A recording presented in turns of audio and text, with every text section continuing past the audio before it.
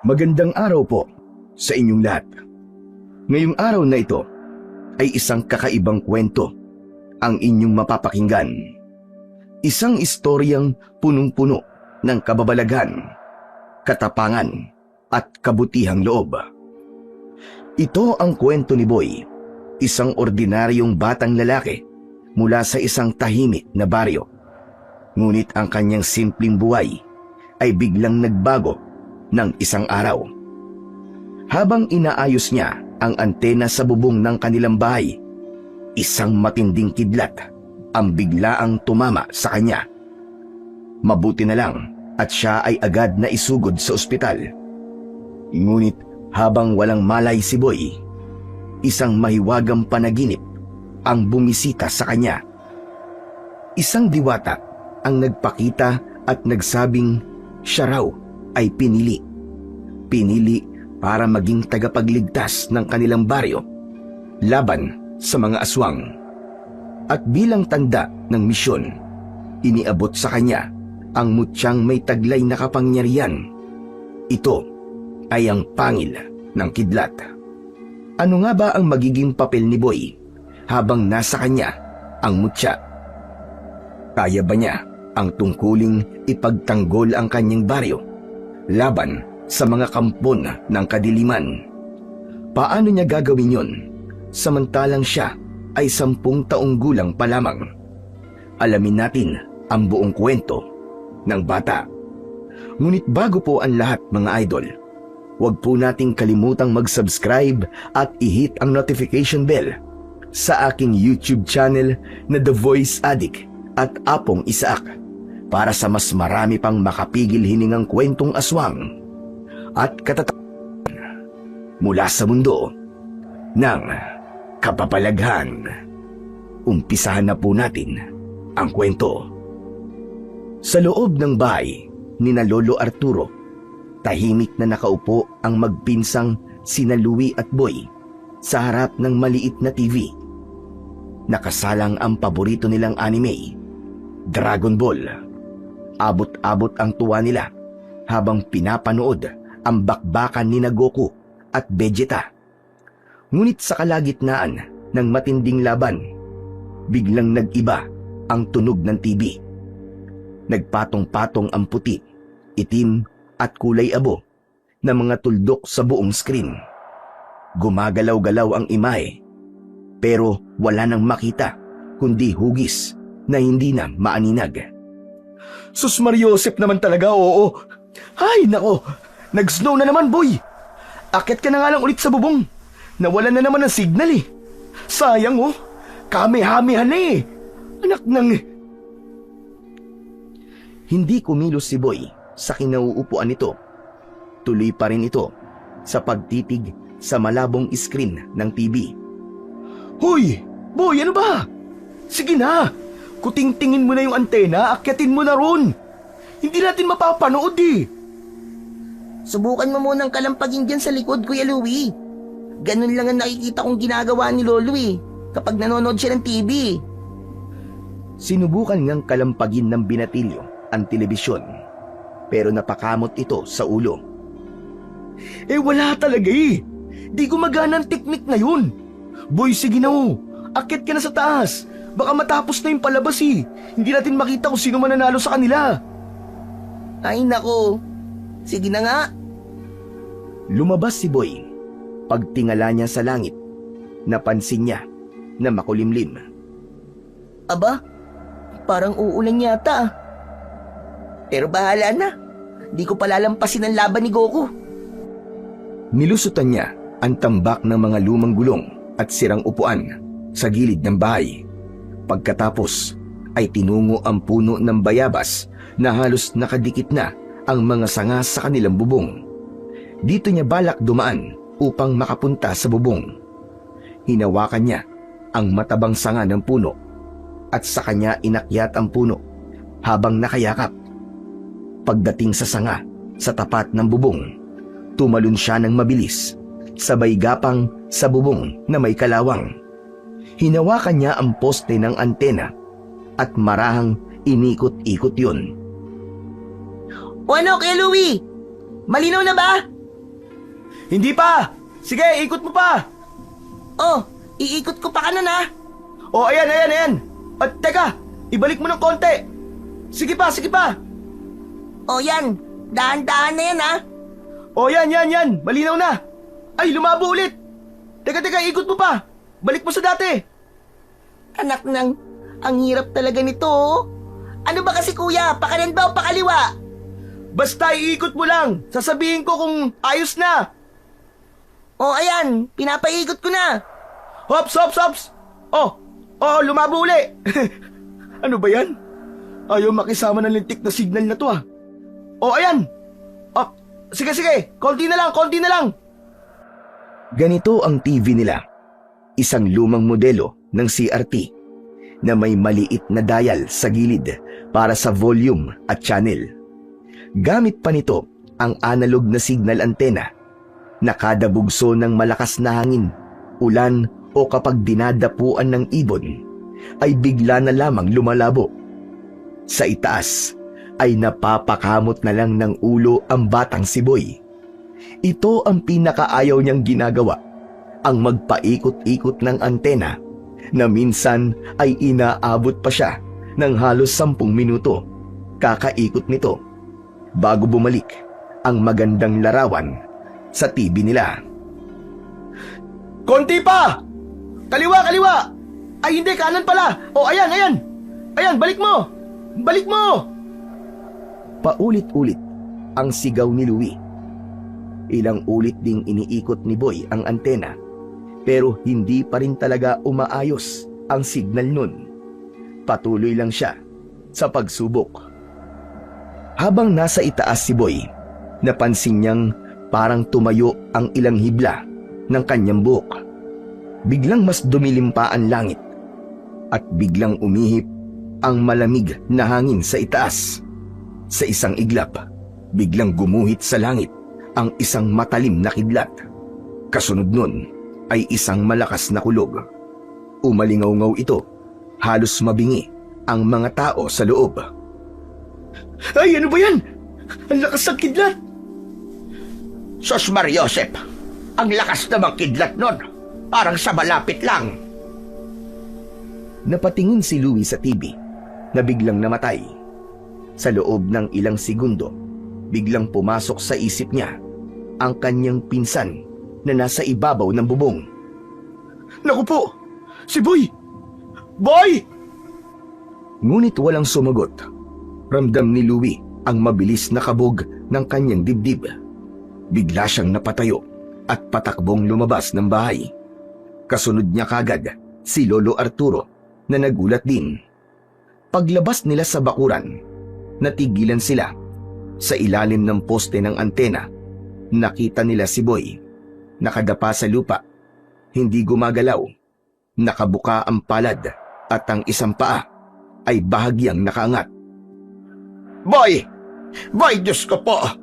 Boy! Ang apo ko!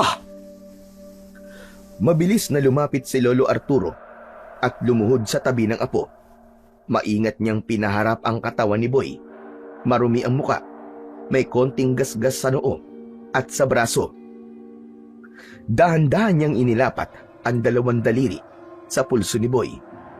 Tahimik lang ang matanda, ngunit maging si Louie ay halos hindi makahinga dahil sa matinding kaba at takot. Maya-maya pa, napabuntong hininga si Lolo Arturo. May pulso pa si Boy. Buhay pa siya. Salamat sa Diyos. Diyos ko, buti na lang. Kundi lagot ako kina Tita Gloria nito. Kung alam ko lang nakikidlat, hindi ko na sana siya pinaakyat sa bubong eh. Hindi mo rin naman kasalanan, Louie. Wala namang nag-aakala na bigla na lamang kikidlat ng ganong kalakas. Ang importante ay buhay pa ang pinsan mo. Tinulungan ni Louie ang kanyang Lolo Arturo. Binaligtad nila ang posisyon ng bata at kagad na sinuri ng matanda ang iba pang bahagi ng katawan nito. Boy! Boy, gumising ka! Boy! Gumising ka, apo! Ngunit nanatiling walang malay ang bata. Kaya naman, binuhat na ito ng matanda at ipinasok na sa loob ng bahay. Patuloy pa rin kasi ang pagkidlat at pagkulog sa labas. Unti-unti na ring pumatak ang ulan. Inihiga nila ito sa kama at muling sinubukang gisingin. Lolo, ayaw magising ni Boy. Baka kailangan na natin siyang dalhin sa ospital. Walang sinayang na oras ang maglolo. Kinuha ni Louie ang susi ng tricycle nila at agad inihanda ito. Binuhat muli si Boy at pinaupo sa sidecar. Mabilis silang umalis pagkatapos. Habang nasa daan, tahimik lang si Lolo Arturo. Panay ang tingin niya sa katabing apo. Si Louie naman ay mabilis ang pagpapatakbo sa tricycle. Gusto niyang makarating sa ospital kagad. Pagdating nila sa emergency room, agad silang sinalubong ng nurse at tinanong kung ano ang nangyari. Nurse, umakyat po kasi siya sa bubong. Inayos po yung antena. Biglang may malakas na kidlat at kulog. Pagkatapos nun, nakita na lang naming nakadapa sa gilid ng antena si Boy. Walang malay. Wala silang nakitang anumang bakas ng pagkasunog. Ni isang marka ng paso o itim na bahagi ng balat na karaniwang sanhi ng tama ng kidlat ay wala silang nakita. Walang amoy ng sunog. Kahit malalim na sugat ay wala. Tanging ilang gasgas sa siko, tuhod at noo ang nakita nila na mukhang nakuha lang sa pagbagsak mula sa bubong. Tiningnan ng doktor ang mata ni Boy gamit ang maliit na flashlight. Pinakiramdaman ulit ang pulso at sinilip ang paghinga nito. Nagkamot ng ulo ang doktor at lumingon sa nurse. Sinabi nitong kailangan may mga test na gagawin para makita kung ano ang dahilan kung bakit nawalan ng malay ang bata. Agad nilang inihanda si Boy para sa mga test habang isinasakay siya sa stretcher papunta sa x-ray room. Nakasunod sina Louie at Lolo Arturo. Nang ipasok na ito sa laboratory room, naiwan sa labas nito ang maglolo. Kinakabahan ako, Lolo Arturo. Kumalma ka lang. Mabuti pa ay magdasal tayo para sa pinsan mong si Boy, na sana ay magising na siya para makauwi na tayo kagad. Samantala, habang nag-aalala ang dalawa, si Boy naman ay biglang nagmulat ng kanyang mga mata. Hindi niya alam kung nasan siya ng mga sandaling yun. Tumayo siya at napansin niyang hindi na yun ang bahay nila o ni ang lugar nila. Teka, anong ginagawa ko dito? Nasaan ba ako? Iginala niya ang kanyang mga mata sa paligid. Nakita niya ang luntiang kapaligiran, mga matataas na puno at puno ng mga halamang namumulaklak. Kakaiba ang lugar na yon. Maganda at maaliwalas. Lumakad siya ng dahan-dahan. Wala siyang marinig kundi ang mahinang agos ng tubig mula sa malapit. Teka, may tao kaya rito? Hello? May tao ba rito? Walang sumagot kay Boy, pero naririnig rin niya ang mahinang lagaslas ng tubig. Sumunod siya sa tunog at ilang sandali pa, narating niya ang isang batis. May malinaw itong tubig. Kita niya ang mga maliliit na isda at mga batong makikintab sa ilalim. Sa gilid nito ay may dalawang malalaking magkatabing itim na bato. At sa tuktok ng isa sa mga batong yun, nakaupo ang isang babae. Napahinto si Boy. Maganda ang babaeng nakikita niya at meron itong mahabang buhok. Nakasuot ito ng puting damit na tila gawa sa manipis at makinis na tela. May nakapalamuting mga mumunting perlas sa gilid. Sa dulo niya ay may koronang tila gawa sa ginto na may mga palamuting diamante. Tahimik ang babae, nakatitig lang sa kanya. Maya-maya pa, ngumiti ito at tumayo. Bumaba ito at lumapit sa kanya. Manghang-mangha si Boy, lalo pat napansin niyang nakalutang ang babae sa lupa habang papalapit sa kanya. Magandang araw sa'yo, Boy. Nanlaki ang mga mata ng bata. Hindi niya alam kung paano nito nalaman ang kanyang pangalan. Teka. Sino po ba kayo? Nasaan po ba ako? Tsaka, ba't alam niyo po ang pangalan ko? Ako ay isang diwata. Nasa pagitan ka ngayon ng inyong mundo at ng sa amin. Bakit po ako napunta dito? Dahil ikaw ay nasa bingit ng buhay at kamatayan. Ang iyong katawan ay nasa pagamutan ngayon. Ngunit ang iyong diwa ay dinala rito dahil may mahalaga kang papel na kailangan gampanan. Ano? Papel na kailangan kong gampanan? Tumingin ang diwata sa kanya ng malumanay. Mula sa palad nito ay biglang lumitaw ang isang maliit na puting bato at may hugis na parang pangil. Tignan mo to, Boy. Ito ang pangil ng kidlat. Isa itong mutya. Tanggapin mo ito. Ito ay aking regalo para sa'yo. Teka. Ayoko po niyan. Sabi po ni Lolo kapag napunta kami sa lugar ng mga engkanto, wag na wag kaming tatanggap ng kahit na ano. Kasi baka raw hindi na kami makauwi. Tumawa ang diwata nang marinig ang sinabi ng bata. Napaka-inosente ng pagkakasabi nito ng mga katagang yon. Engkanto? Mukha ba akong engkanto sa paningin mo, Boy? Tulad ng sinabi ko kanina, bata, isa akong diwata. Isa akong tagapangalaga ng mga brilyante at mga mutya. Isa akong mabuting nilalang at hindi kita sasaktan. Pero, paano ko po malalaman kung totoo po yung sinasabi nyo? Baka po kasi niloloko nyo lang ako Baka po sa simula lang kayo mabait. Tapos, Mabuti naman at maingat ka. Pero para sa'yo talaga ang mutya na ito. Ikaw ang karapat-dapat na napili ko para mangalaga ng aking iniingatang mutya. pero, para saan po ba yan? Ito ay may taglay na kapangyarihan. Ang sino mang mag-alaga nito ay tataglayin ng lakas at talim ng kidlat. Magagamit mo ito sa paglaban mo sa mga masasamang nilalang sa inyong mundo.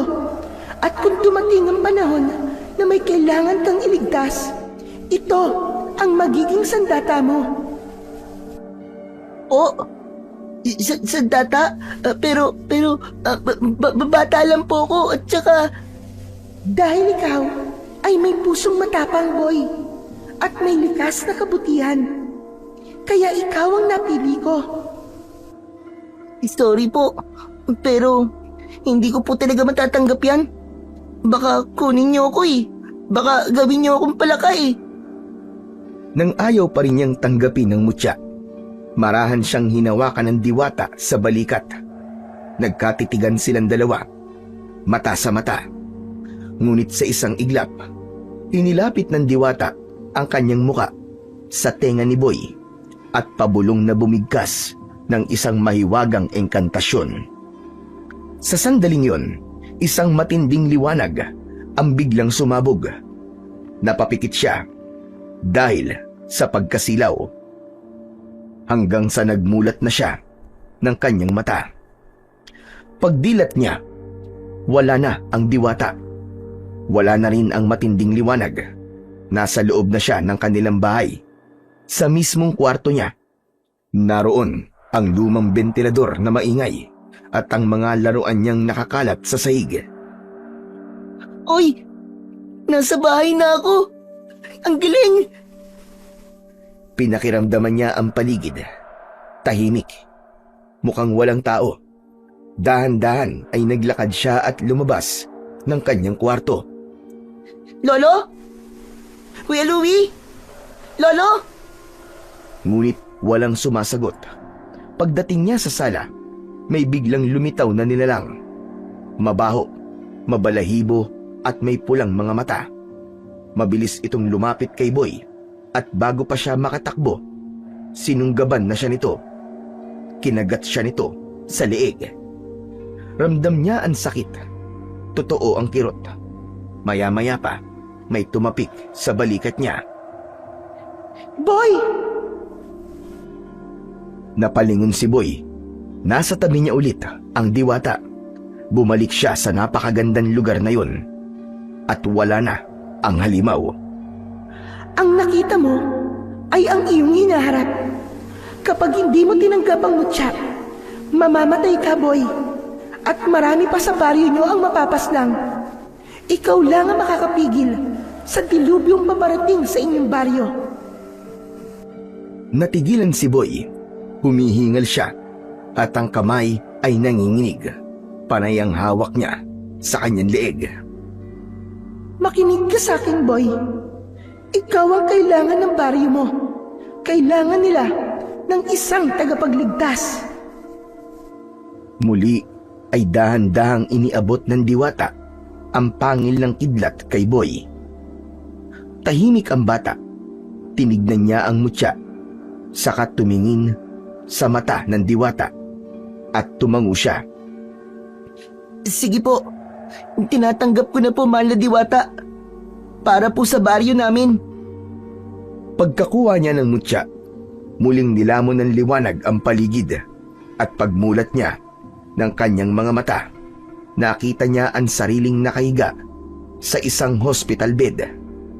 Malalim ang kanyang paghinga, parang galing sa malayong pagtakbo.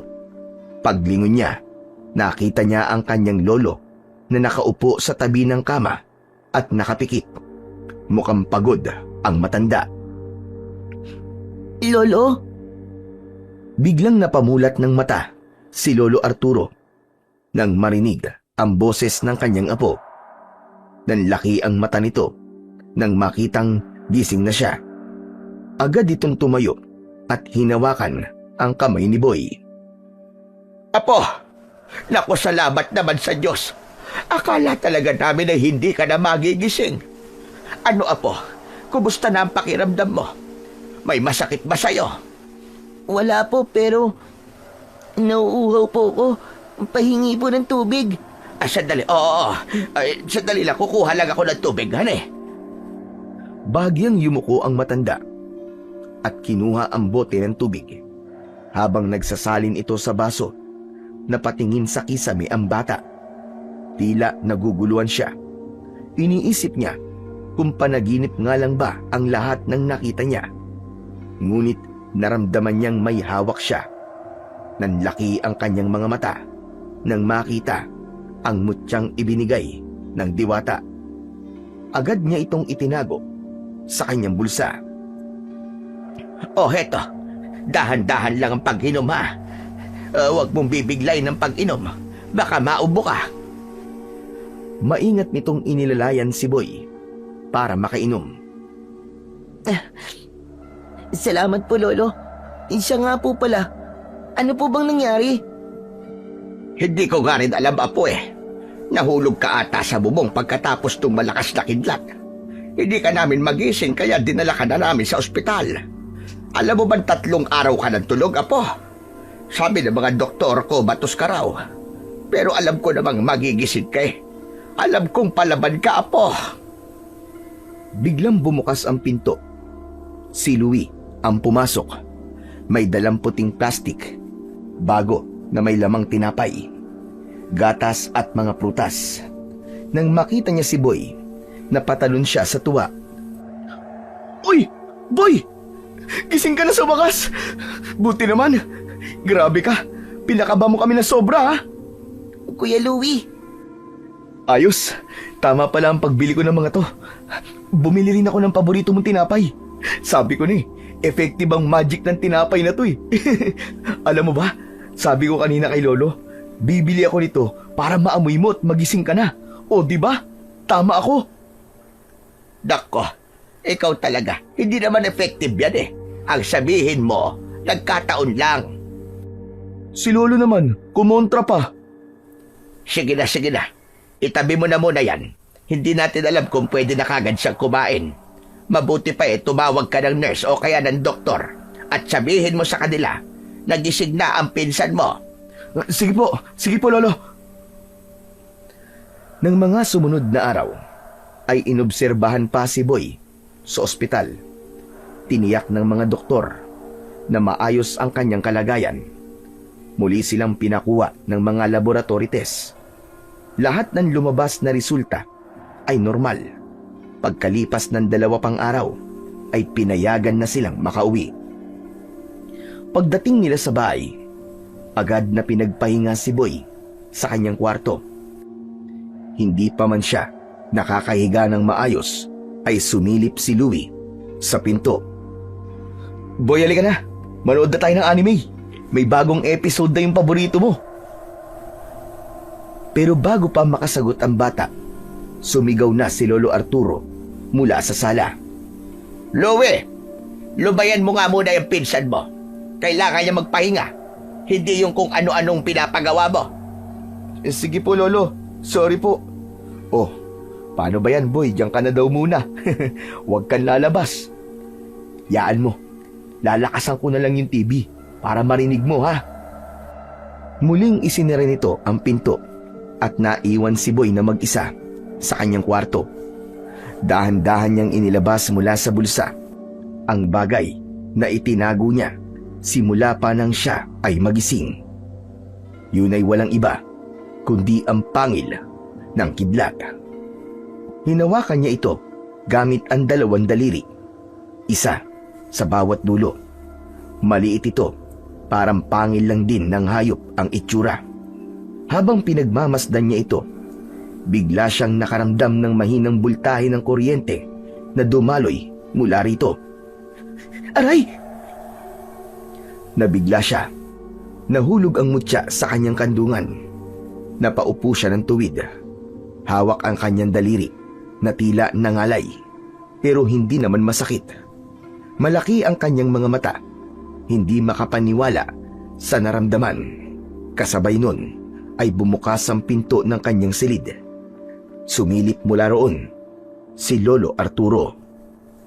Oh, ano nangyari dyan? Ba't parang nabigla ka yata, Boy? Nakuryente po kasi ako, Lo eh. Nag-aalala ang matanda nang marinig ang sinabi niya. Pumasok ito sa silid at tinignan ang kanyang kalagayan. Teka, saan ka naman makukuryente? Wala naman malapit na saksakan dito Ano ba kasi ginagawa mo? Lo, hinawakan ko lang po itong pangil ng kidlat eh. Ano ka mo? Pangil na kidlat. Sinundan ni Lolo Arturo kung saan nakatingin ang kanyang apo. Namangha siya nang makita ang maliit na bagay na nasa kandungan ni Boy. Lolo, may gusto po akong ikwento sa inyo. Tungkol po to sa panaginip ko, Lo, nung nasa ospital po ko. Panaginip? Hala, sige. Ano ba yon? Ikwento mo. Nung tulog po kasi ako sa ospital, bigla po ako napunta sa isang kakaibang lugar. Iba po yung paligid. Parang hindi po pangkaraniwan. Tapos, may babae po. Sabi niya diwata daw po siya. Sabi niya, nasa pagitan daw po ako ng mundo natin at ng mundo nila. Tapos yun po, binigay niya po sa akin yan. Sabi niya, ito raw po ang mutya ng pangil ng kidlat. Regalo raw niya po sa akin. At para po sa baryo natin. Para gamitin ko po kung sakaling dumating ang panahon na kailangan ko tong gamitin. Boy, panaginip lang yan. Alam mo naman matagal kang tulog, hindi ba? Baka kung ano-ano lang ang guni-guning pumapasok sa isip mo. Pero Lo, totoo po yun. Doon ko nga po nakuha yung mutya na yan eh. Ikaw talaga bata ka. Huwag mo na nga akong niloloko. Imposibleng bigyan ka ng diwata ng isang mutya. Lalo na nung pangil na kidlat. Saan mo ba talaga nakuha yan, Bigay nga po sa akin ng diwata, Lo. Maniwala po kayo sa akin. Ako man po hindi po makapaniwala nung una eh. Pero nang magising ako na hawak ko po yan, Yun, naniwala na po ko. Pinagkaloob po talaga sa akin yan ng diwata, Lo. Kinuha ng matanda ang mutya sa kandungan ng kanyang apo. Pinagmasdan niya ito ng mabuti. Inikot-ikot, sinipat sa liwanag at sa kamarahang ipinaid sa kamay. Teka, ewan ko apo, pero para sa akin, hindi ito pangil ng kidlat. Peke ito. Gawa-gawa lang yan ng mga nagbebenta sa tabi-tabi. Marami ng ganyan ngayon, baka hindi mo nalalaman. Po, pero hindi ko naman po yan binili. Hindi talaga ako maniniwala, apo. Kasi ang tunay na pangil ng kidlat ay hindi basta-basta binibigay o hindi rin basta-basta napupulot at mas lalong hindi ibinibigay ng mga diwata. Peke yan, apo. Bakit niyo po nasabing peke, Lo?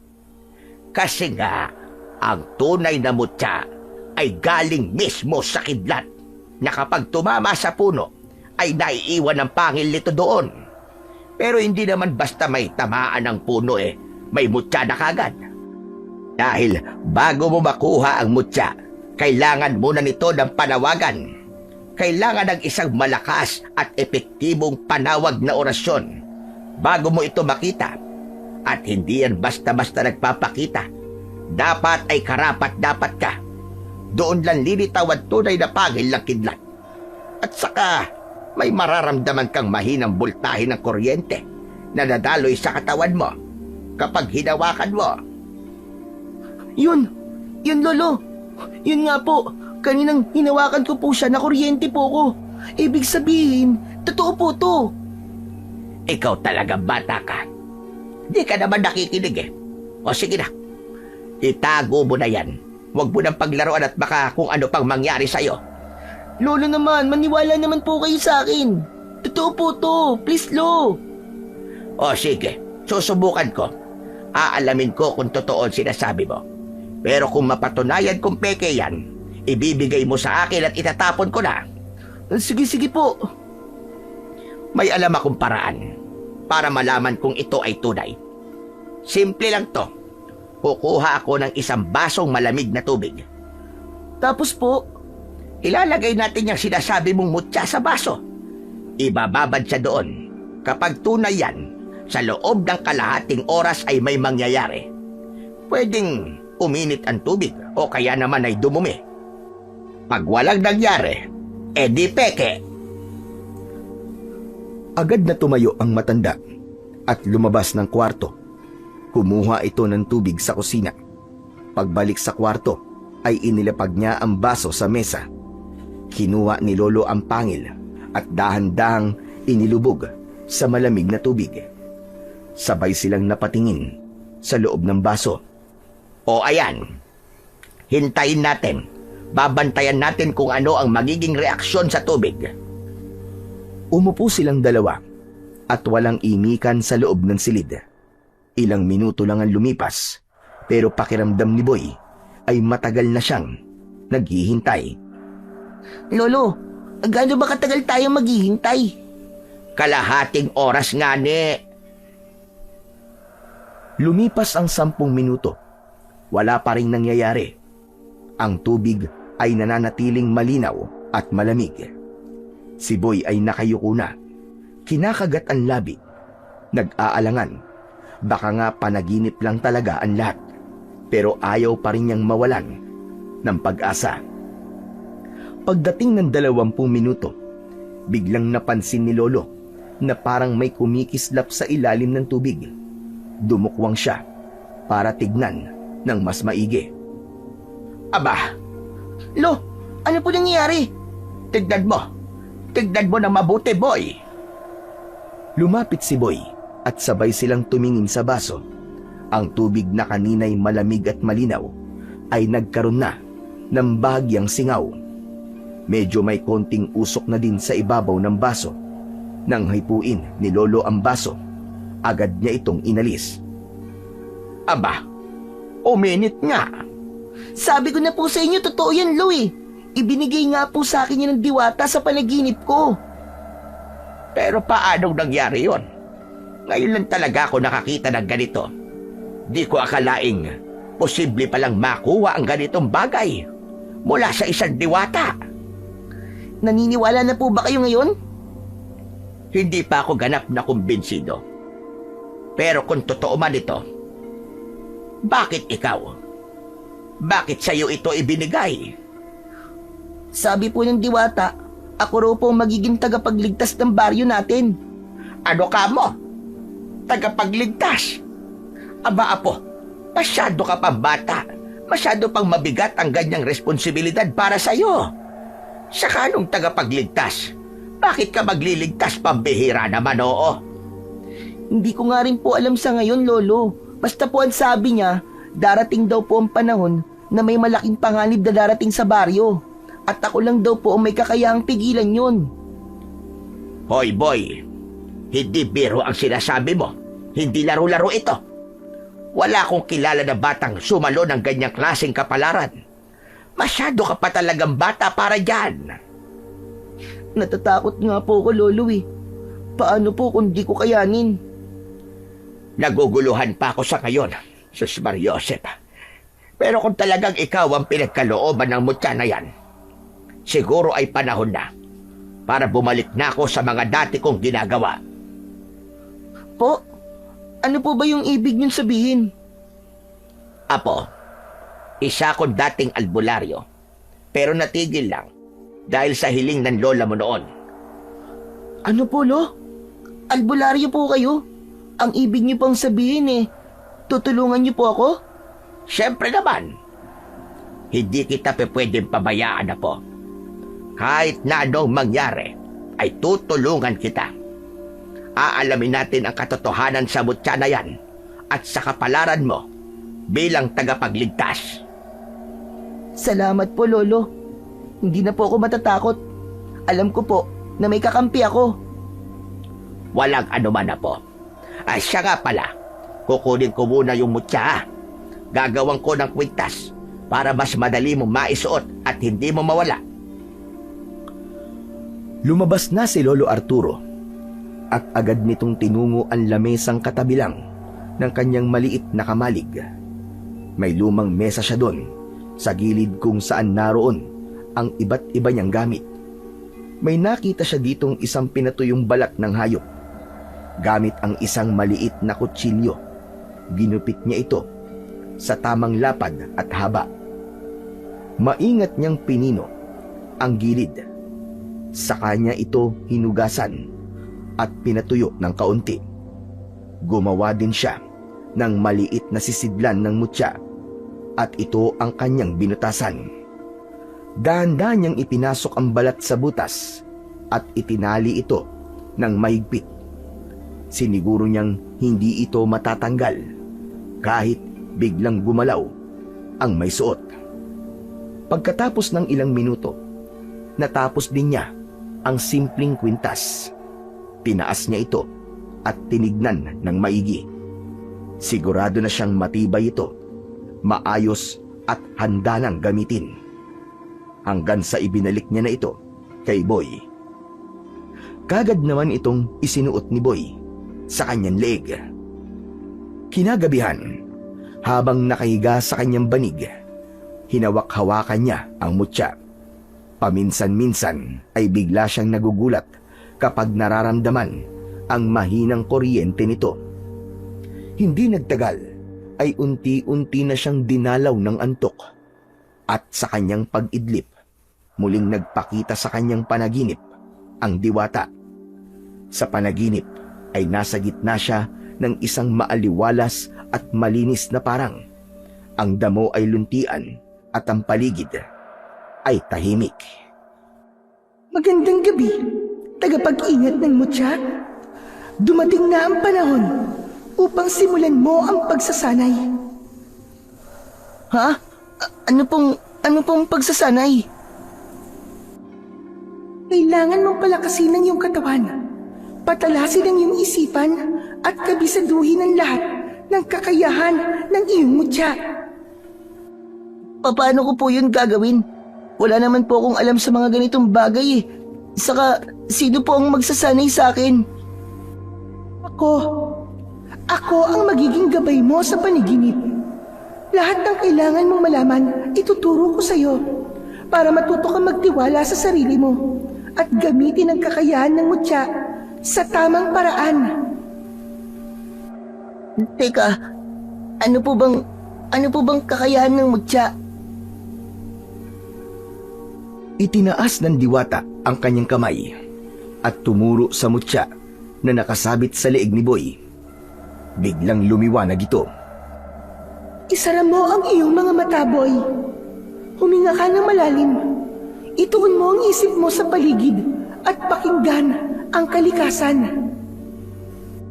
Sumunod si Boy sa Diwata. Pumikit siya, huminga ng malalim at tumahimik. Pagkaraan ng ilang segundo, nagsimula siyang makarinig ng mga tunog. May mga tunog ng ibon, tunog ng dahon, at pati yabag ng mga hayop na naglalakad sa di kalayuan. Ngunit higit pa doon ay may naramdaman siyang pagbabago sa hangin. Parang may mabigat na presensya sa paligid. Mahal na Diwata, bigla po akong kinilabutan. Wala namang hangin, pero parang may dumaan sa likod ko. Parang may masamang mangyayari. Ama, ang mutya ay nagpapalakas ng pakiramdam mo, Boy. Kaya mong maramdaman kung may panganib. Ngayon ay imulat mo na ang iyong mga mata. Dahan-dahang iminulat ni Boy ang kanyang mga mata tulad ng utos ng Diwata. Ngunit sa kanyang pagdilat, agad siyang napatigil at napalunok ng laway. Nanlaki ang kanyang mga mata sa kanyang nakita. Sa likod ng Diwata, may mga nilalang na hindi niya kailanman inaakalang makikita. May mga maliliit na diwende na nakasuot ng makukulay na kasuotan. May mga nakapula, may berde, at may kulay gintong sombrero. Nakatayo sila sa damuhan at nakatitig sa kanya. Tahimik lang sila, pero halatang siya ay binabantayan. Sa gawing kanan naman ng Diwata ay makikita ang dalawang tikbalang. Sa bawat sulok ng kanyang paningin ay may nakikita siyang mga kakaibang nilalang. Lahat sila ay nakatingin sa kanya. Hala, bakit ang dami nila? Bakit sila nandito? Takot na takot si Boy. Hindi siya sanay makakita ng mga ganitong klase ng nilalang. Ngunit kahit natatakot siya, napansin naman niyang hindi siya ginagalaw o sinasaktan ng mga yon. Huwag kang matakot sa kanila, Boy. Narito sila hindi para saktan ka, kundi para kilalanin ka. At nais kong malaman mo, ito ang pangalawang kakayahan ng mutya. Ano ka mo? Pangalawang kakayahan? Oo, Boy. Pangalawang kakayahan. Ang mutyang dala mo ay may kapangyarihang buksan ng iyong paningin. Kaya mo makita ang mga nilalang na hindi kayang makita ng mga karaniwang tao. Lumingon si Boy sa paligid. Ang mga duwende, tikbalang at iba pa ay naroroon pa rin. Ibig sabihin, ganito po palagi? Makikita ko na sila kahit saan ako magpunta? Hindi palagi, pero kung gusto mo silang makita, pwede mo itong hilingin sa mismong mutya. Doon lamang sila magpapakita sa'yo. Pero, mahal na Diwata, bakit po sila ganyan makatingin sa akin? Para silang galit eh. Ang seryoso po ng kanilang mga muka. Dahil nalaman nila na ikaw ang itinalaga bilang tagapag-ingat ng mutya. Gusto nilang masiguro kung karapat-dapat ka nga. Ang iba sa kanila ay tutulong at ang iba ay susubok sa'yo. Biglang kumilos ang isa sa mga tikbalang. Mabilis itong sumugod sa direksyon ni Boy. Napaatras siya nang dahil sa labis na takot. Diyos ko po, ayan na siya. Ayoko na dito. Hindi ko kaya. Halos maiyak na siya sa takot. Tumakbo siya ng mabilis para maiwasan ang sumusugod na tikbalang. Palingalinga pa siya. Naghahanap ng masusuksukan o matataguan.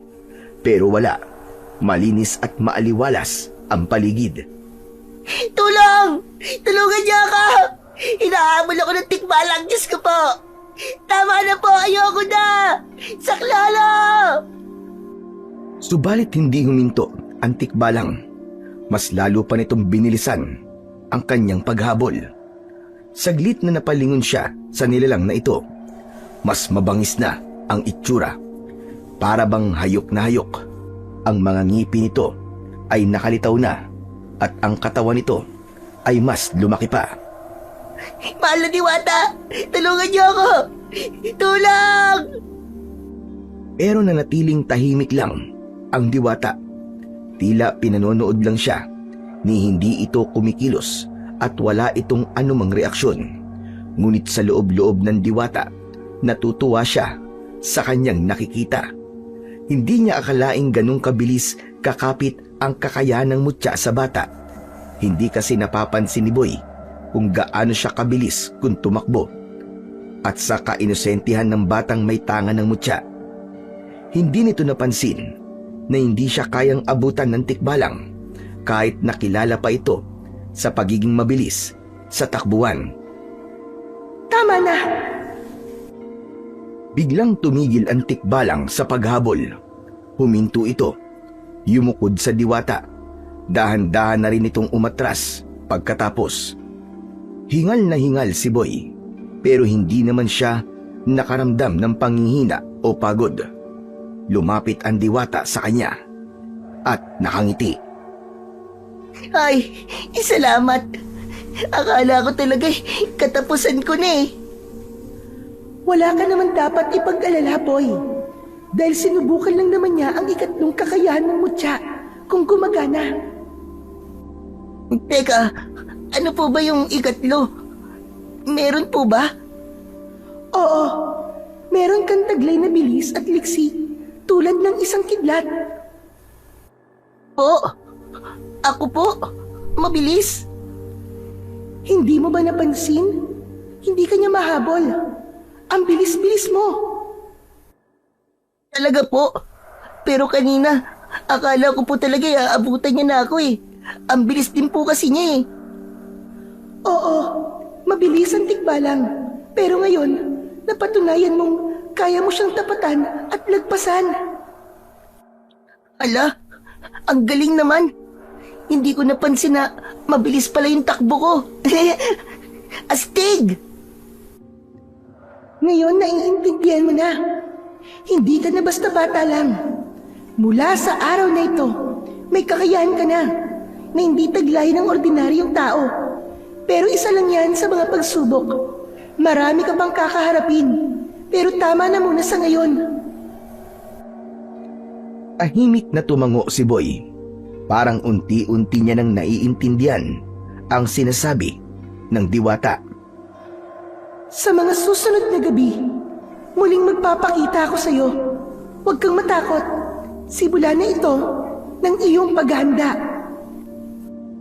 Maya-maya pa ay biglang nagdilim ang paningin ni Boy sa panaginip at sa pagbalik ng kanyang ulirat. Nagising siya na pawis na pawis. Kinabukasan, hindi pa man sumisikat ang araw ay nagising na siya nang maramdaman niyang may tumapik sa kanyang balikat. Agad siyang bumangon nang makita niya ang kanyang lolo na nasa tabi niya. Gising na po. Kailangan mo masanay na gumising ng maaga. May ipapagawa ko sa'yo. Magsasanay po tayo? Oo. Di ba sinabi ko naman yun sa'yo kahapon? Tutulungan kita magsanay at matuto kung paano gamitin yan. Lo, magsasanay na naman? Pwede po bang mamaya ng hapon? Napagod na po kasi ako eh. Anong sabi mo? Kakagising mo lang ah. Bakit ka naman mapapagod? Ikaw talagang bata ka, oo.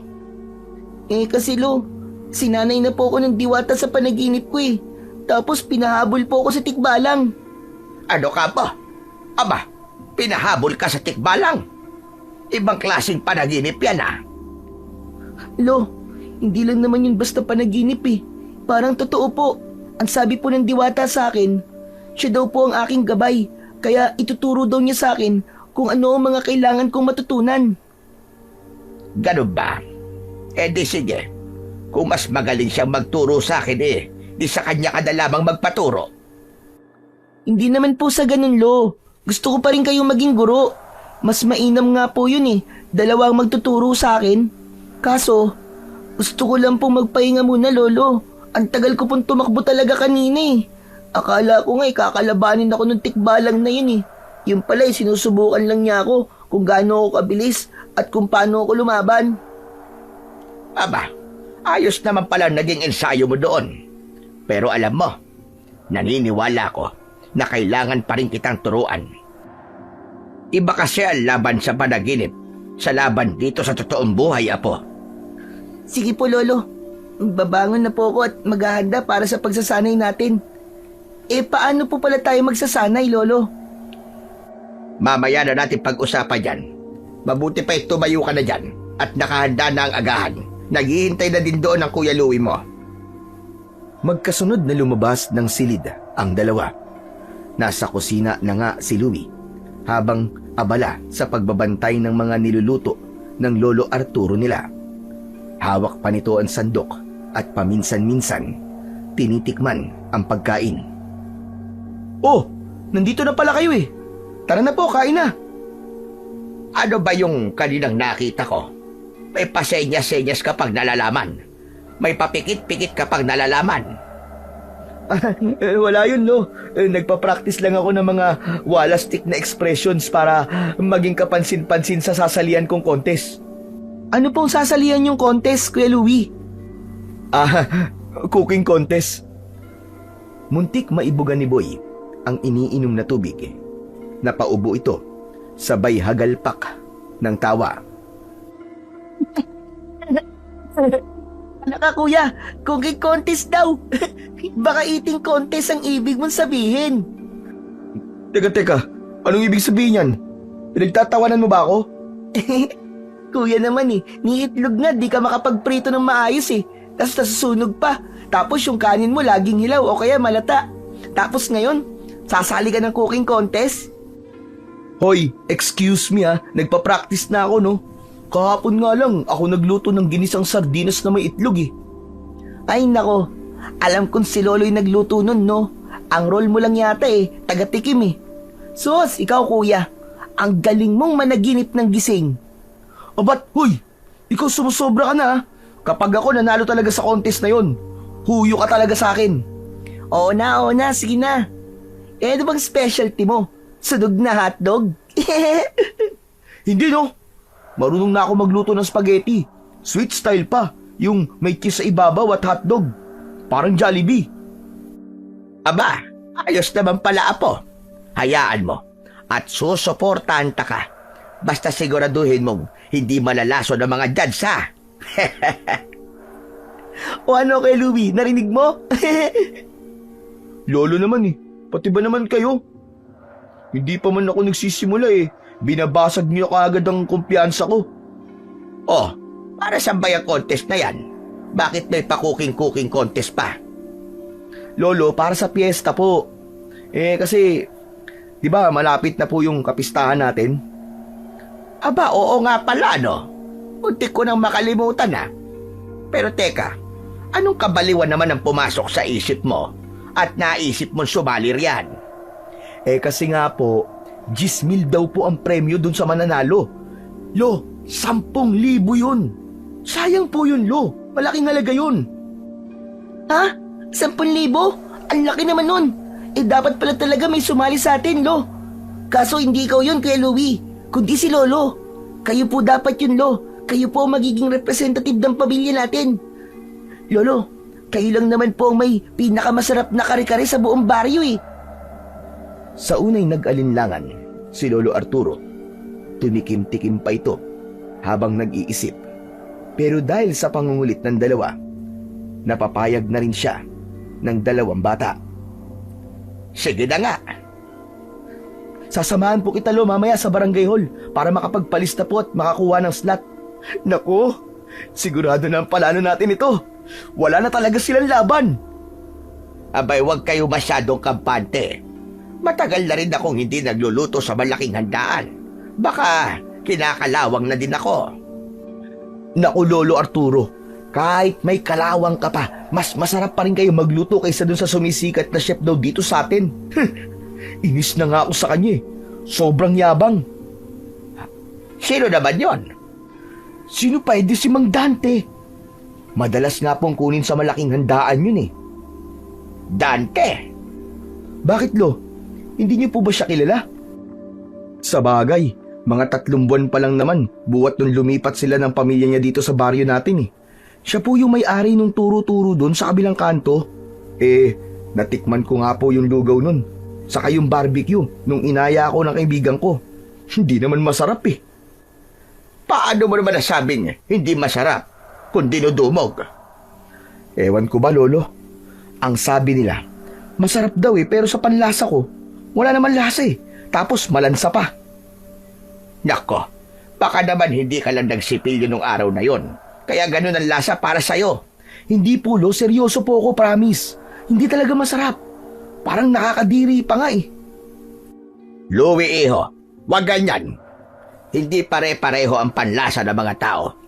Pwedeng hindi mo gusto, pero sa iba, masarap yon. Kasi naman po eh. Makinig ka muna. May tamang paraan ang pagpuna. Lalo na kung tungkol sa pagkain. Kapag may hindi ka nagustuhan, mas maiging tumahimik ka na lang kung wala ka rin namang magandang sasabihin. Tandaan mo ito. Pati na ikaw, boy. Respeto dapat ang inuuna. Hindi panlalait. Sorry po Lo, hindi na po mauulit. Paano nagtataka lang po kasi ako eh. Hindi po talaga pasok sa panlasa ko yung mga luto niya pero alam niyo po, sikat na sikat siya hindi lang yung tindahan niya, kundi siya na rin po mismo ang madalas na kunin sa mga handaan. Ganon talaga, Iho. Huwag na kayong magtaka kung bakit. Kasi minsan, iba rin ang hatak ng bagong pangalan. Kumbaga, siya ang uso ngayon. Pero di naman porkit sikat Lolo, mas magaling na kagad. Para sa akin, wala pong tatalo sa inyo. Kaya nga po Lolo, kayang-kaya niyo po yun. Oo na, sige na, sige na. Bibigyan natin ng magandang laban niyang si Dante kung sasali man talaga siya sa contest. Ayos! Parating na ang 10,000! Naaamoy ko na! Masayang natapos ang kanilang agahan. Halata sa mukha ng dalawa ang excitement para sa contest. Ngunit bago pa sila tuluyang matapos, biglang nagbilin ang matanda. Boy, bago ka nga pala maglaro mamaya, igiban mo muna yung drum sa banyo ha. Punuin mo. Ha? Lo, bakit po si Boy ang inuutusan nyo? Hindi po ba ako naman po ang palaging gumagawa nun? Hayaan mo na muna si Boy. Siya ang gagawa niyan ngayong araw. Abay, baka lalo pang lumiit ang katawan ni Boy kapag siya po nag-igib. Baka nga mapilas pa ang braso niyan sa bigat ng timba eh. Grabe ka naman sa akin, Kuya Louie. Hindi naman ako ganun kahinang nilalang sa inaakala mo, no? Nagpatuloy ang kulitan at asaran ng dalawa. Ilang sandali pa, kinuha ni Lolo Arturo ang kanyang sombrero at nagpaalam. O siya, aalis na muna ako. Pupunta lang ako sa bukid. Titignan ko yung mga tanim kong gulay. Louie Apo, ikaw na muna ang bahala rito sa bahay ha. Maglinis ka na rin at mag-ayos dito. Tandaan mo, ano bang oras o araw ay pwedeng dumating ang nanay ni Boy galing abroad. Opo Lolo, ako na pong bahala. Kayong dalawa, baka kung ano-ano naman ang kalokohan gagawin nyo ha. Yung TV pag pinaandar nyo at nawalan ulit ng signal, nako nakikiusap ako, patayin nyo na lang. Ikaw Boy, wag ka nang aakyat sa itaas ng bubong. Ngayong nasa iyo na ang... basta, mas magiging lapitin ka na ngayon ng kidlat. O siya, sige. Pagkatapos mo mag-igib, dito ka na sa loob. Maliwanag ba? Opo, Lolo. Pagkaalis ng matanda, agad na nagsimula si Boy na mag-igib sa may balon. Bitbit ang dalawang malalaking timba.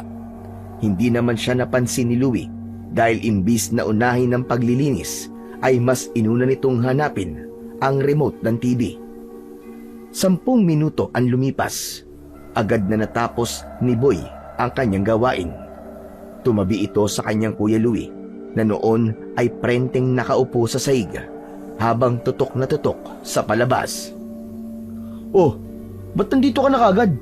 Di ba sabi ni Lolo punuin mo muna yung drum? Napuno ko na po, kuya. Ha? Napuno mo na? Abay, kakaupo ko pa lang dito at bago simula pa lang nitong palabas Ang bilis mo naman. Ano ka? May magic? Meron. Hoy, ikaw. Ako, wag mo ko niloloko Kung ako nga na malaki na inaabot pa ng kalahating oras sa pag-iigib Ikaw pa kaya? Seryoso ko, kuya. Napuno ko na nga. Sa nipis mo na yan? Nagawa mo ng ganong kabilis yun?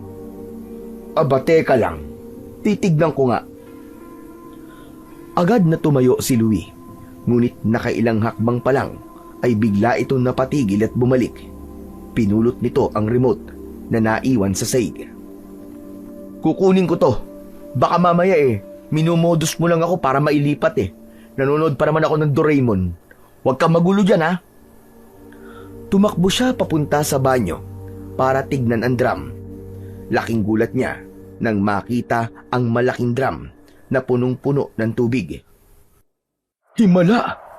Paano niya nagawa yun? Kanina, halos wala na itong lamang tubig Imposible! Pabalik na siya sa sala. Tinignan niya si Boy. Nagtataka siya kung bakit hindi man lang ito mukhang napagod, ni hindi hinihingal, at higit sa lahat, hindi nagrereklamo na masakit ang kanyang kamay, tulad ng madalas niyang ginagawa. Hoy, ikaw! Magsabi ka nga sa akin ng totoo. Paano mo nagawang punuin ng drum na yun ng ganong kabilis, May anting-anting ka ba? Biglang napabaling ang tingin nito sa leeg ng pinsan. Ano yung kwintas mo? Yan ba'y anting-anting mo? Mutya ito, kuya. Mutya? Anong mutya? Para saan yan? Basta, kuya. Mahabang kwento Ikwento mo. Ayos lang, makikinig ako.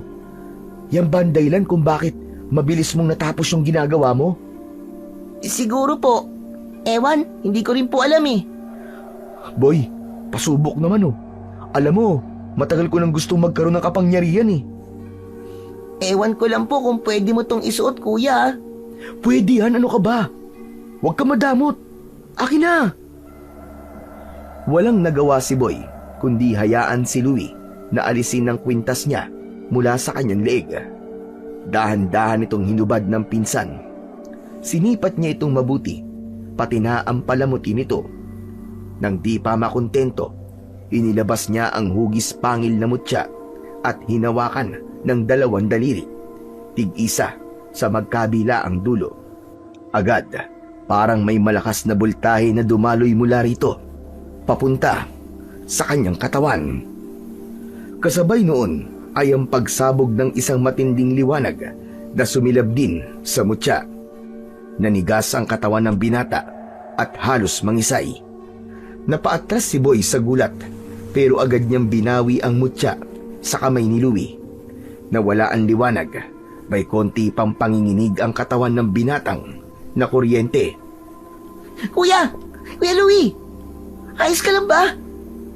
Nang may masmasa nito, dahan-dahan siyang lumayo kay Boy at naupo sa sofa.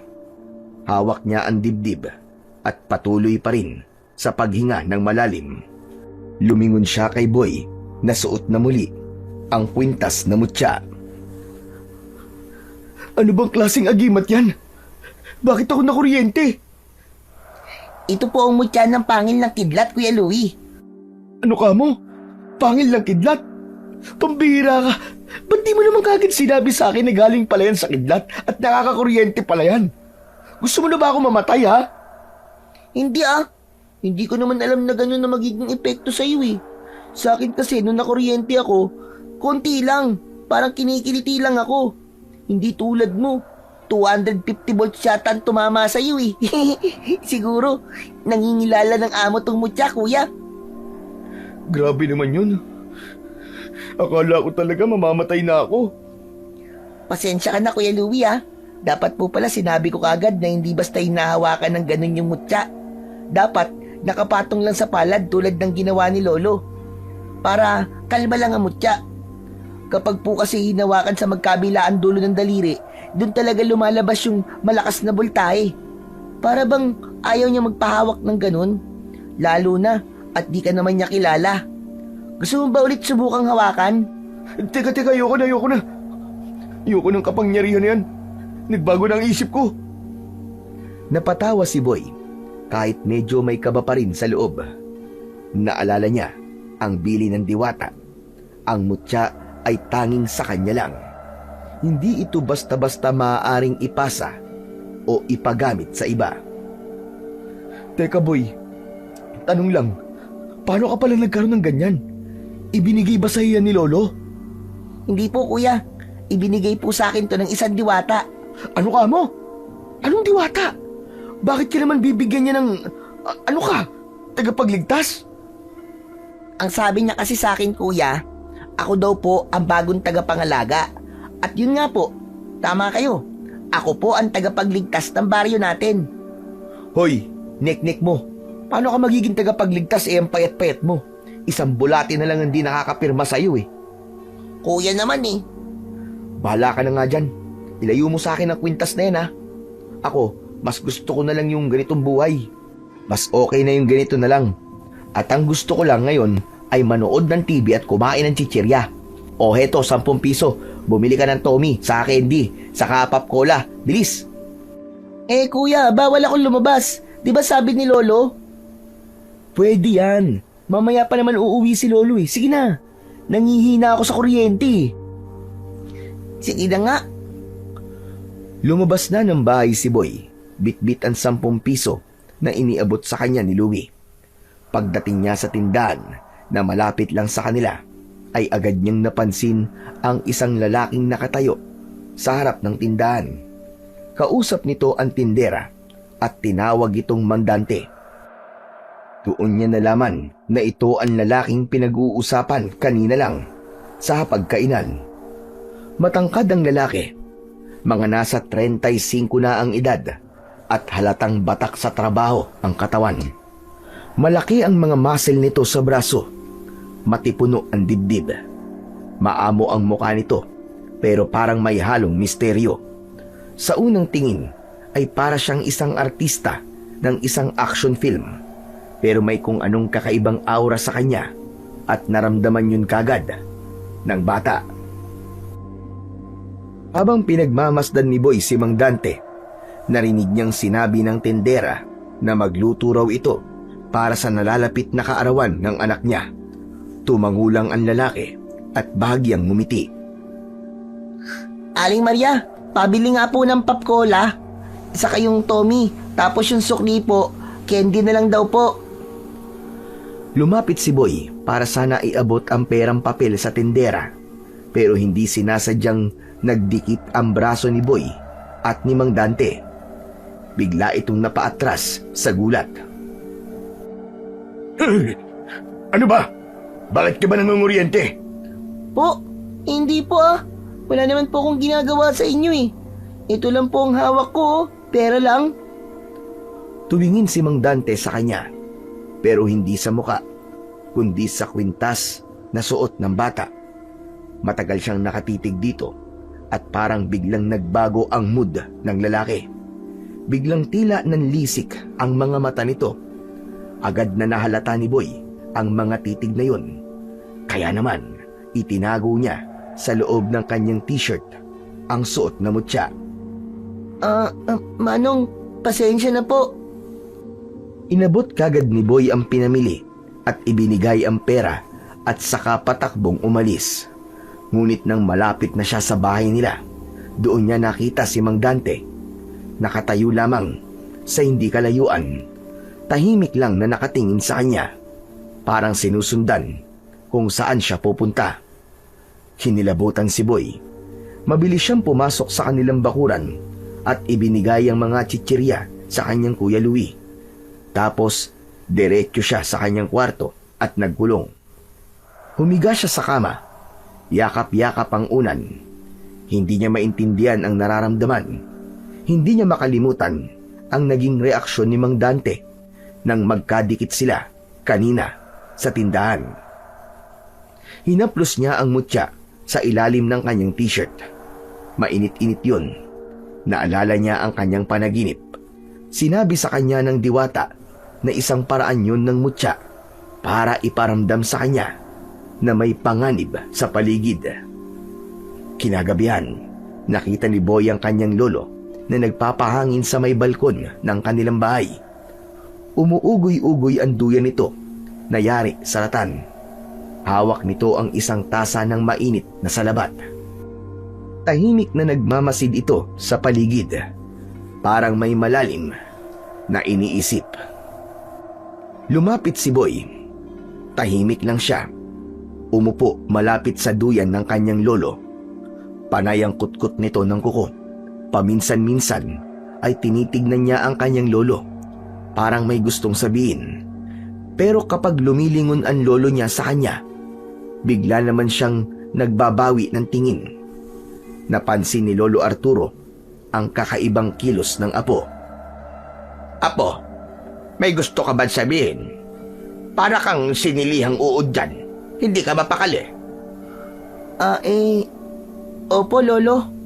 Kaso hindi ko po alam kung paano ko po ito sasabihin sa inyo eh. Kinakabahan po kasi ako eh. Bakit? May nagawa ka bang kasalanan? Opo. Lumabas po ako kanina kasi inutusan po ako ni Kuya Louie na bumili sa tindahan. Sinuway ko po kayo pero hindi po yun yung gusto ko pong sabihin. Ano? Lo, si Mang Dante po. Isa po siyang mapanganib na nilalang. Anong sabi mo? Mapanganib? Bakit mo naman nasabi yan? Kasi nga po, Lo, kanina po binalaan po ako ng mutya nung nasa tabi ko siya. Uminit po yung mutya, Lolo. Katulad po ng init na nararamdaman ko nung nandun ako sa mundo ng panaginip. Nung sinasanay ako ng diwata, sabi niya po, kapag umiinit ang mutya, ibig sabihin, may mabigat na presensya sa paligid. May kalaban. Tumango-tango ang matanda. Totoo yan. Totoo ang sinabi ng diwata. Isa yan sa kakayahan ng mutya ng pangil ng kidlat. Pero bakit? Teka, may napansin ka bang kakaiba sa kanya? Nung nag-uusap po sila ng tindera, napansin ko na po kagad na matutulis po yung mga ngipin niya. Hindi po pangkaraniwan. Tapos po may amoy siya. Parang malansa, mabaho po. Hindi ko po alam kung paano po i-describe eh. Basta, mabaho, parang amoy po ng... parang amoy patay ng daga, amoy imbornal, ganun. Tapos nung nagkadikit po kami, yun, bigla po siyang nakuryente. Natahimik si Lolo Arturo. Tila pinagtagpi-tagpi ang mga ideya sa kanyang isipan. Nako, mukhang hindi maganda ito, Apo. Lahat ng sinabi mo, nangangahulugan na may itinatagong kakaiba ang lalaking yon. Kaya nga po, Louie, mabigat po talaga ang aura niya. Tapos alam niyo po, kaninang pag-uwi ko, sinundan po niya ako ng tingin hanggang sa makapasok po ako dito sa bahay. Mabuti pa ay pumasok na tayo sa loob. Kailangan ko kayo makausap ng Kuya Louie mo.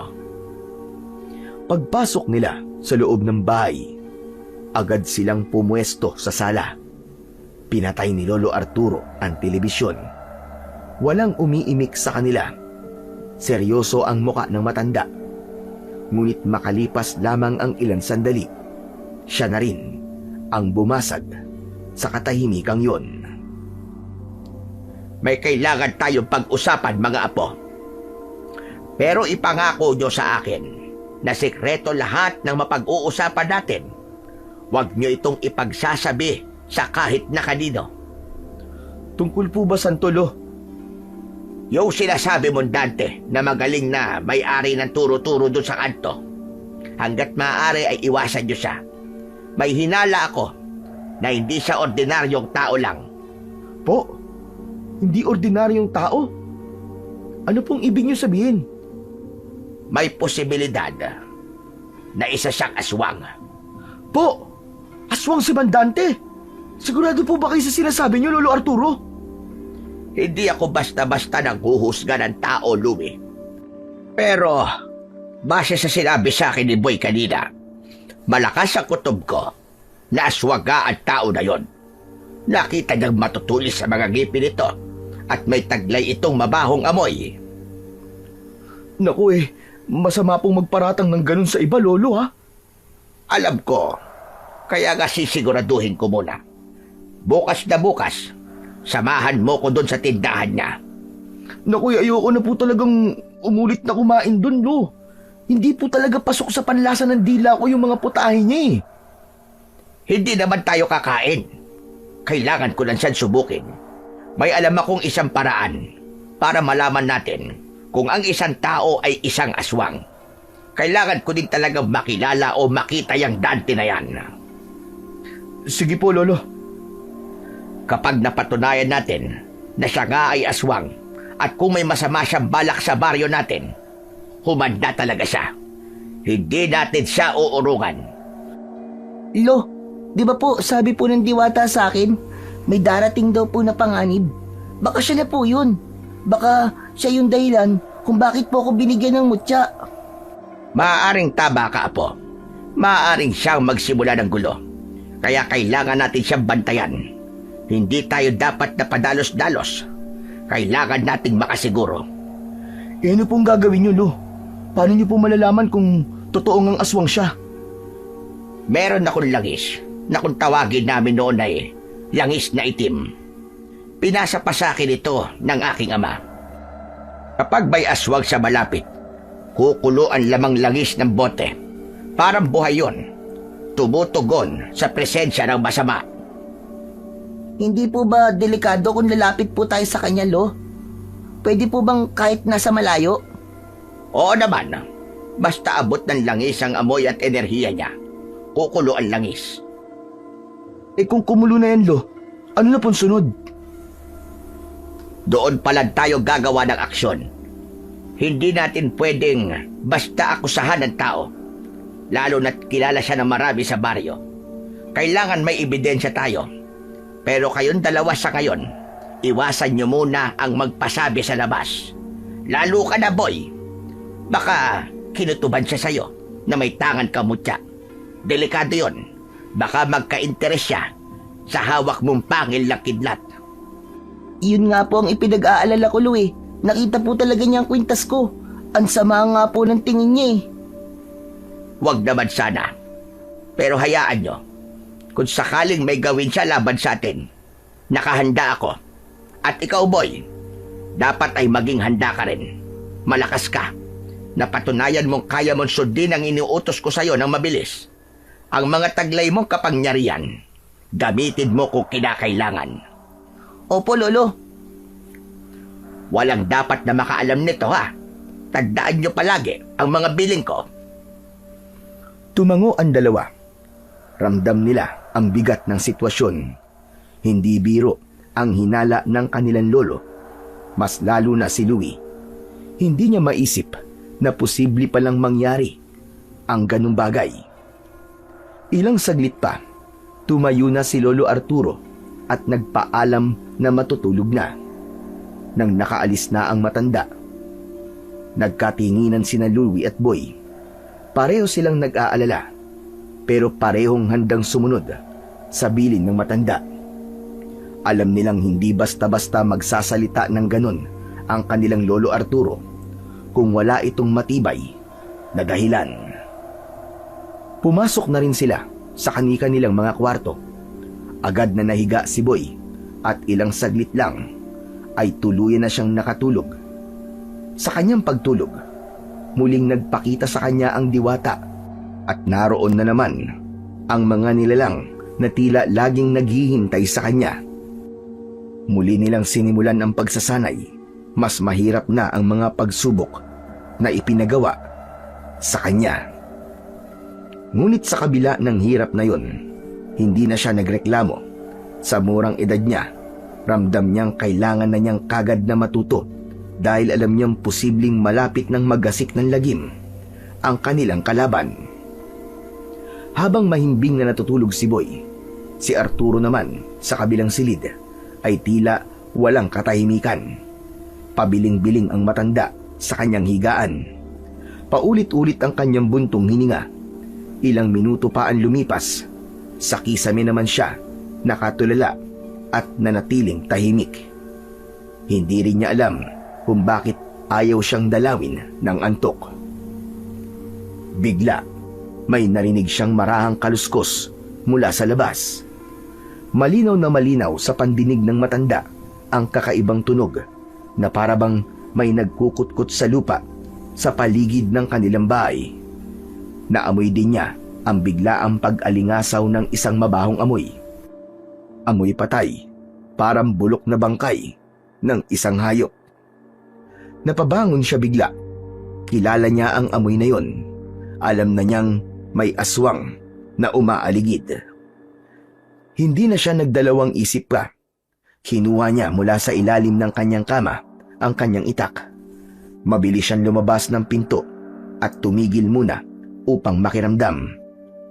Bigla siyang napalingon sa kwarto ng kanyang apo na si Boy. Sa pagkakataon na yon ay naalala niya ang sinabi sa kanya ng bata. Batid niyang ito ang puntirya ng aswang ng gabing yon. Mabilis siyang lumapit sa pintuan. Pagbukas niya, laking pasasalamat niya nang makita ang bata na mahimbing na natutulog. Ngunit isang bagay ang agad na pumukaw ng pansin niya.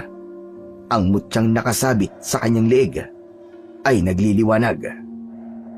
Mabuti naman at ligtas ka, apo. Maya-maya ay biglang dumating si Louie. Agad itong lumapit sa nakabukas na kwarto ni Boy at doon niya nakita kung ano ang nakikita ng kanyang lolo Arturo. Lolo, ano po nangyayari sa kanya? Huwag kang maingay. Hayaan lang muna natin siya. Nasa piling siya ng diwata sa oras na ito at hindi natin siya pwedeng maistorbo. Ano po? Nasa piling siya ng diwata? Halika na doon sa labas. Baka magising siya.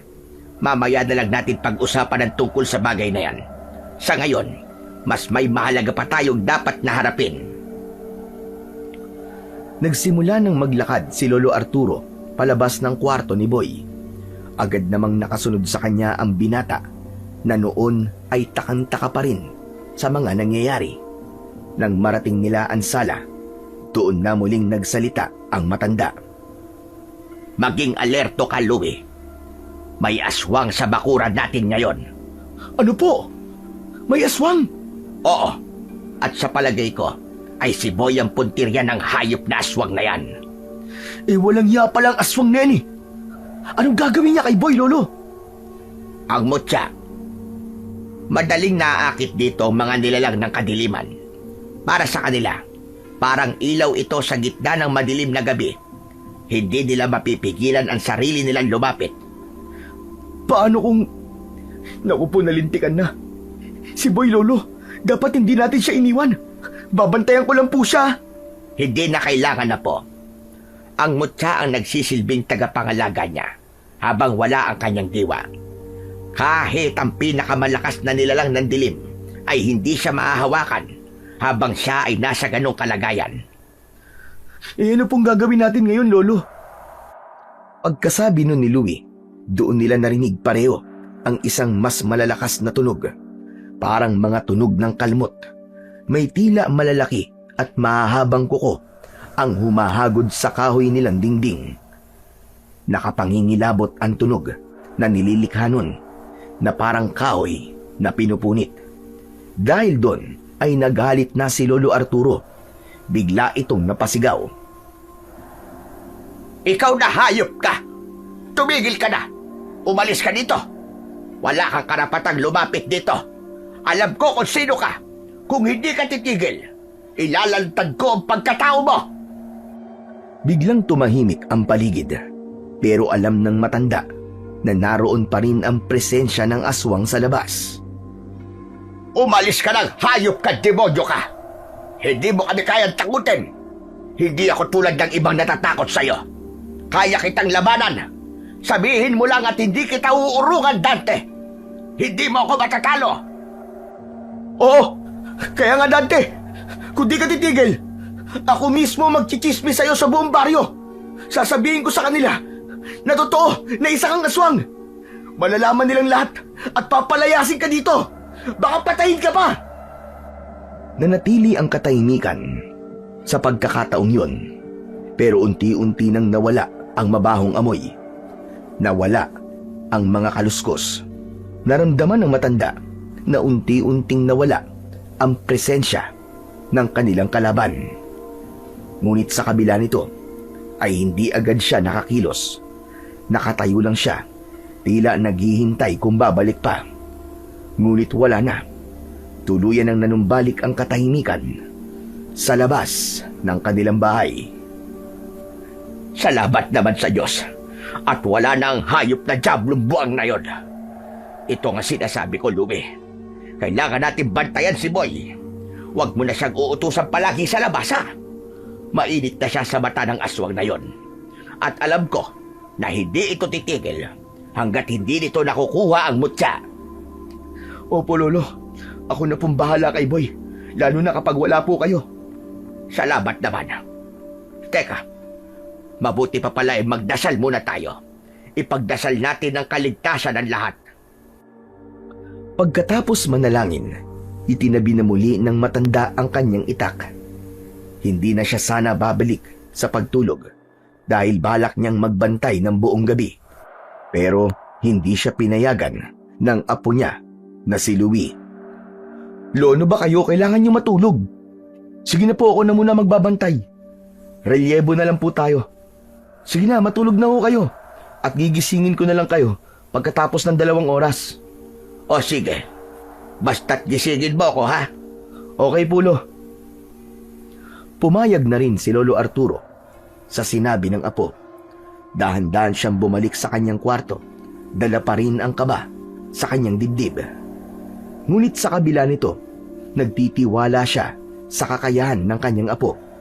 Alam niyang may taglay na tapang at talino ito na namana mula sa kanilang angkan. Samantala si Louie naman ay naupo sa tabi ng pinto. Tahimik siyang nagbantay habang pinakikiramdaman ang buong paligid. Hawak niya ang matalas na itak ng kanyang lolo na kanina ay itinabi pero muling kinuha para ibigay sa kanya para magamit niya sa pagbabantay. Mabilis na lumipas ang mga oras. Nagising na si Lolo Arturo. Tinignan niya agad ang orasan. 5:00 na ng madaling araw. Aba, hindi na pala ako ginising ng apo ko. Lumabas siya ng kanyang kwarto at nagtuloy sa sala. Ngunit wala roon si Louie. Kinabahan siya, pero ilang saglit lang ay lumitaw ang binata mula sa kusina. May bitbit na isang tasa ng mainit na kape. Ngumiti si Lolo Arturo at natuwa. Oh, Lolo Arturo, sabi ko na magigising na kayo eh. Kaya heto po, ipinagtimpla na po kita ng kape. Salamat, apo. Pero apo, bakit hindi mo naman ako ginising para sa relyebo? Kaya ko naman po, Lou, kaya tinuloy-tuloy ko na po ang pagbabantay. Hinayaan ko na po kayong makatulog para makapagpahinga po kayo ng mabuti. Mabuti naman at kinaya mo. Halos 4 na oras din yun, ah. Di ka ba inaantok? Hindi po, Lou. Naka-4 po akong kape tapos nagsalang pa po ako ng 2 VHS. Isa pong action at isa namang horror. Hininaan ko lang po yung volume para hindi po kayo magising. Ayun, gising na gising pa rin po ako hanggang ngayon. Napangiti na lamang ang matanda at sinimulang inumin ang kape. Habang nagkakape at nagkwekwentuhan ang dalawa, biglang may narinig silang ingay mula sa labas. Parang may kaguluhan. Agad silang tumayo at lumabas ng bahay. Pagdating nila sa labas, laking gulat nila sa nakita. May ilang hayop ang nakahandusay sa gitna ng daan. Wakwak ang tiyan, said ang mga dugo, at bagamat hindi pa agnas, ay mabaho ang mga ito. Amoy bulok na karne ang paligid. Lolo, ba't ang baho? Ano kaya to? Hindi kaya... Oo. Marahil yun nga ang dahilan, Apo. Ang nilalang na napaalis natin kagabi. Marahil itong mga ito ang napagbuntunan niya ng galit. Ang sama niya. Mabutit hindi tao po na pagdiskitahan niya. Halika na. Bumalik na tayo sa bahay. Pag-usapan natin kung paano tayo makakalapit sa kanya mamaya. Kailangan nating malaman kung siya nga ba talaga ang aswang. Alas 9 ng umaga, lumabas si Lolo Arturo at Louie mula sa kanilang bahay. Iniwanan muna nila si Boy sa loob at mahigpit na binilinan. Huwag kang lalabas, Apo, ha? At huwag ka magpapapasok ng kahit na sino. Kahit ka mag-anak. Huwag mo munang pagbubuksan. Opo, Lolo. Umalis na ang dalawa. Pagdating nila sa may kanto, bukas na ang karinderya ni Mang Dante. Marami ng tao ang kumakain doon, pero wala doon si Mang Dante. Ang naroon lang ay ang asawa nito at ang ilang miyembro ng kanilang pamilya. Ayon na rin sa pagkakakilala ni Louie sa mga ito. Agad na inilabas ni Lolo Arturo ang maliit na bote ng itim na langis mula sa kanyang bulsa. Hawak niya ito habang dahan-dahang umiikot ang paningin sa paligid. Ilang sandali lang, napansin nilang kumukulo na ang langis kahit hindi naman ito nakadarang sa apoy at hindi rin naman mainit ang bote. Lo, kumukulo po ang langis. Ibig sabihin ba nito, may aswang talaga dito? Oo, sigurado. Basta't kumukulo ang langis, may aswang na nasa malapit. Muli niyang ibinalik ang langis sa kanyang bulsa. Lumapit sila sa karinderya at bumili ng adobo. Lo, bakit po kayo bumili ng ulam? Alam na po nating... Basta, may dahilan ako. Malalaman mo rin mamaya. Hindi na nga nagtanong pa si Louie. Sumunod na ito sa kanyang lolo nang maglakad na ito pauwi. Pagdating nila sa bahay, pareho silang napatigil. May isang lalaki na nakatayo sa tapat ng kanilang pinto. Nakayuko ito at tila sinusubukang buksan ang pintuan. Hoy! Damuho ka! Anong ginagawa mo riyan? Napalingon ng lalaki. Pareho silang napaatras nang makita ang muka nito. Kamukhang kamuka ni Louie. Hindi nagsasalita ang lalaki. Sa halip, bigla itong tumakbo ng napakabilis. Tumawid ito ng kalsada, lumiko sa likod ng mga bahay at tuluyang nawala sa kanilang paningin. Pareho silang natigilan. Si Louie ay litong-lito, habang si Lolo Arturo ay agad na sinuri ang paligid bago binuksan ang pinto ng bahay. Agad silang pumasok sa loob. Pagkatapos nilang maupo sa sala, nagsalita si Louie. Lo, bakit ko po kamukha yung lalaki? Lalaki? Ano pong lalaki, kuya? Kanina, may naabutan kaming lalaki sa may pintuan. Kamukhang kamukha ko talaga. Ah, oo. May kumakatok nga kanina. Nagpakilala siyang ikaw pero hindi ko binuksan ng pinto. Kasi nasa loob ako ng CR eh. Masakit yung tiyan ko eh. Naku, mabuti na lang at di mo binuksan. Hindi ko rin po talaga bubuksan yung pinto kanina kasi nararamdaman ko na umiinit po yung mutya ko. Nagtataka nga po ako kanina eh kasi alam ko pong boses mo yung naririnig ko eh. Pero ang init naman ng mutya. Mabuti kung ganon. Ibig sabihin ay protektado ka talaga ng mutya. Mga apo, simula sa araw na ito, wala na tayong dapat na pagkatiwalaan kundi ang sarili natin. Ang aswang na yon, kayang mangkaya ng muka. At saka isa pa, hindi lang iisa ang kalaban natin dito. Maaaring dalawa sila. O baka pa nga lahat ng pamilya ni Dante ay mga aswang. Kailangan nating mag-ingat. Hindi pa natin alam kung gaano sila kalakas. Tumayo na si Lolo Arturo at tumuloy sa kusina. Kumuha siya ng isang platito at inilagay doon ang adobong binili niya sa karinderya ni Dante. Wow! Ang sarap niya na adobo! Huwag mong hawakan niya po. Mabuti pa ay kumuha ka ng kalamansi. Sumunod si Boy Sa utos, piniga nila ito sa ibabaw ng adobo. Nagulat silang lahat sa sumunod na nangyari. Biglang nag-iba ang itsura ng ulam. Naging mapula ito, parang hilaw pa ang luto. May mga bahid ng dugo ang karne at sa gitna ay may isang makinang na bagay. Malapot at kakaiba ang itsura. Unti-unting humiwalay ito mula sa karne at sa dugo matapos mapatakan ng kalamansi. Yang nasa gitna, yan ang laway ng aswang. Masama yan. Hinahaluan nila ng laway ang mga binibenta nilang pagkain para makapanghawa sila. Gusto nilang lumaganap ang kasamaan. Lolo, ano pong gagawin natin ngayon? Kailangan ng malaman ng mga tao ang totoo. Bukas na ang piyesta, di ba? May cooking contest din. Sigurado kung sasali yung taong yon, doon natin siya huhulihin. Paano po natin gagawin yun, Lo? Hindi yon magluluto ng normal bukas. Sigurado kung may gagawin siyang masama, hayaan lang natin. Siya na rin mismo ang magpapahamak sa sarili niya. Bibitagin natin siya ng sarili niyang bitag. Humanda siya. Humanda ang walang hiyang aswang na yon.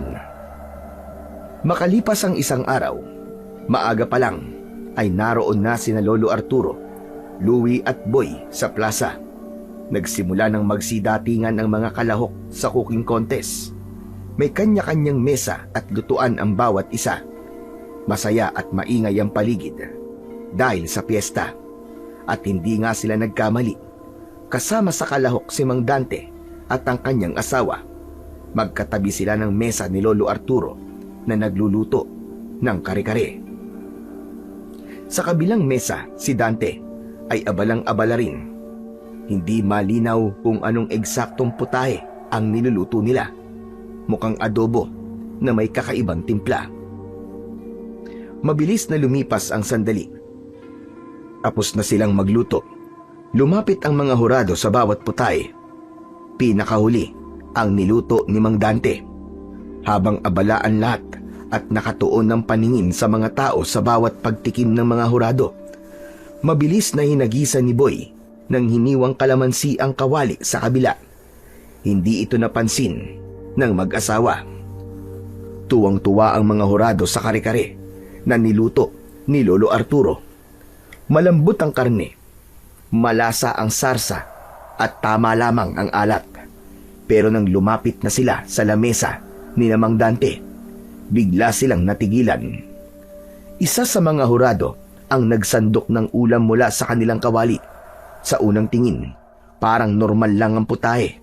Pero nang lumapit pa ang isa at sinilip ito ng mabuti, napaatras siya sa gulat.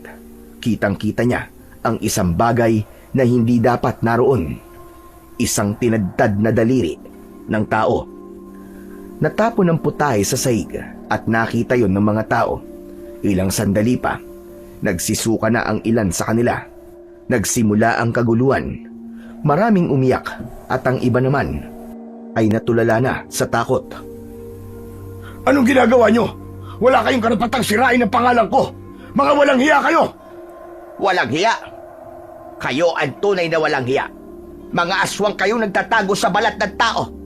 Ang tagal nyo nang naghahasik ng lagim dito nang hindi namin namamalayan. Wala kang pruweba. Walang pruweba? Bakit? Hindi ba yan pruweba? Nagluluto kayo ng karne ng tao at sa inyong ipinapakain sa mga tao. Nakita ng mga tao ang ginawa nyo sa contest at yan din ang ginagawa nyo sa karinderya nyo. Hinahawaan nyo ang mga tao ng pagiging aswang nyo. Ano? Tatanggi ka pa ba? Pagsisisihan nyo to. Lahat kayo. Babalikan ko kayo. Nagsimula ng umitim ang mga mata ni Mang Dante. Senyales na unti-unti na siyang nagpapakita ng kanyang tunay na anyo. Biglang kumilos ang mag-asawa sa isang paraan na ikinagulat ng lahat. Hindi sila tuluyang nag-anyong halimaw, pero ang bilis ng kanilang pagkilos ay hindi normal. Sa isang iglap lang, nakatalon na si Mang Dante. Nakailag sa mga tao at halos hindi masundan ng mata. Ang kanyang asawa naman ay tumalo na din at mabilis na tumakbo. Natigil ang kontes. Ang mga tao ay biglang nagkagulo, nagsisigawan sa labis na takot. Pagdating ng ilang oras, wala nang naabutan ang mga opisyal ng barangay at ilang mga kalalakihan sa bahay o sa karinderya ng mag-asawa. Samantala, ang ibang mga tao naman ay nagtungo sa bahay ni na Lolo Arturo. Isa-isang tinulungan ng dating albularyo ang mga ito. Pinausukan niya ng dahon ng kamangyan ang buong paligid at binasahan sila ng mga orasyon. Ang mga tao nagsimulang magsisuka ng itim na likido. Lo, ang dami po nila. Kaya niyo po ba silang lahat? Hindi, Apo. Hindi lahat ngayon.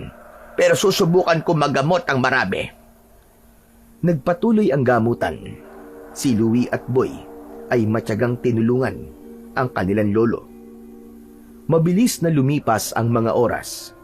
Sa dami ng mga nagsabing sila ay nakakain ng niluto ng lalaki, hindi sila kayang gamutin lahat ng sabay-sabay. Sumapit na ang gabi, ay marami pa ring tao sa kanilang bakuran. Asensya na kayo. Hindi ko muna kayang tapusin ang lahat. Yung iba po balik na lang kayo bukas para makapagpahinga na rin muna tayong lahat. Ang mga hindi naasikaso ay nagsiuwian na. Naintindihan naman nila ang matanda. Alam nilang pagod na rin ito at kailangan na rin ng pahinga.